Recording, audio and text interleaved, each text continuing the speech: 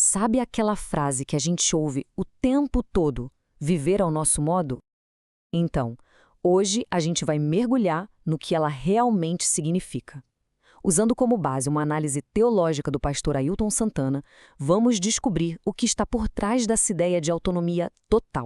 Olha só o nosso caminho de hoje. A gente começa entendendo o problema de viver a nosso modo, depois vamos ver o diagnóstico bíblico para isso, a solução teológica, o que é a liberdade em Cristo e, para fechar, a batalha interior que tudo isso envolve. Para começar, então, o que significa exatamente viver ao nosso modo? Vamos falar sobre essa mentalidade moderna de autonomia absoluta. Essa frase, viver ao nosso modo, ela meio que virou o lema dos nossos tempos, não é verdade? A ideia de que somos os únicos donos das nossas vidas. E o interessante, segundo a fonte, é que essa mentalidade acabou se infiltrando até mesmo na comunidade evangélica. E na vida real, como é que isso aparece? Pois é, em frases que a gente escuta direto, tipo caso com quem eu quero ou adoro a Deus do meu jeito. Cada uma dessas frases, no fundo, aponta para um individualismo radical, onde a nossa vontade pessoal vira a autoridade máxima. Mas peraí, essa ideia de cada um por si é coisa de agora? A gente até pode pensar que sim, mas se a gente for olhar a Bíblia, a história é bem mais antiga. Olha que interessante, lá no livro de Juízes tem uma passagem que parece que foi escrita ontem. O texto descreve uma época em que não havia uma liderança central e os israelitas simplesmente abandonaram os padrões de Deus. O resultado? Cada um fazia o que bem entendia. Soa familiar? E esse alerta não para por aí.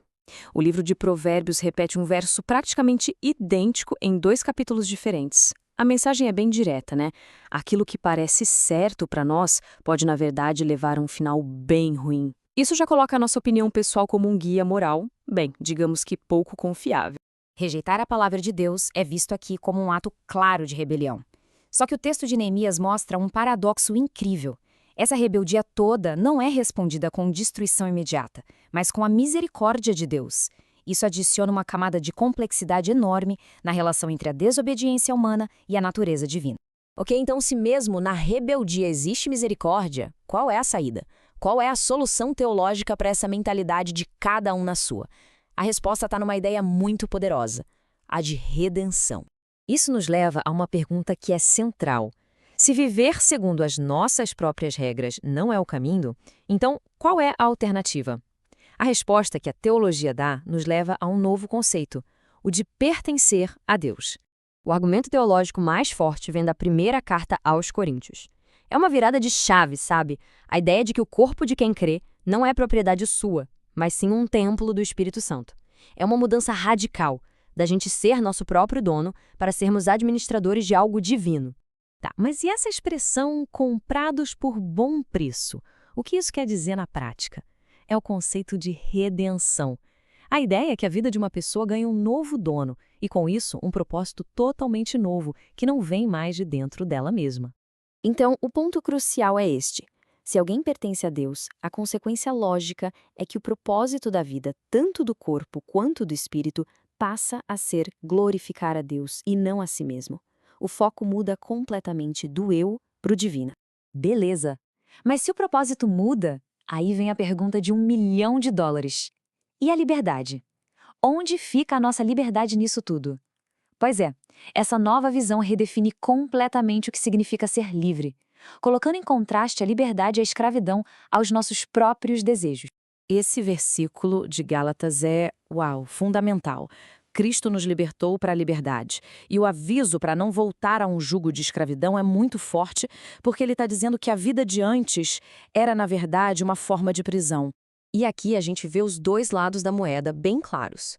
De um lado, essa ideia de viver do nosso jeito, que é vista como uma escravidão à nossa própria vontade.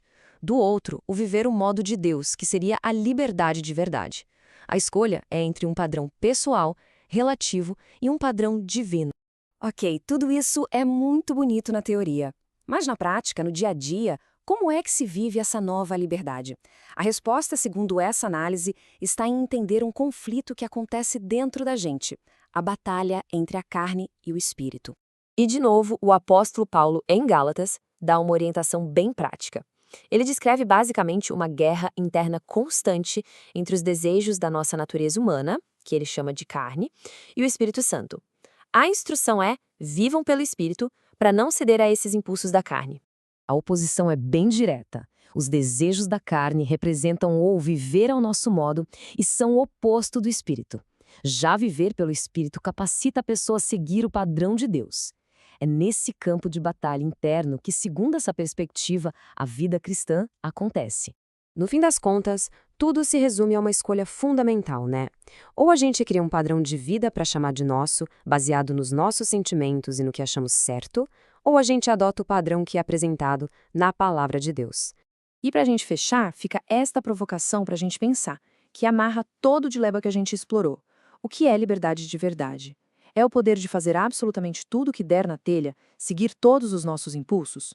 Ou é ter o desejo e a capacidade de fazer o que é considerado certo? A resposta para isso define não só uma escolha teológica, mas toda uma filosofia de vida.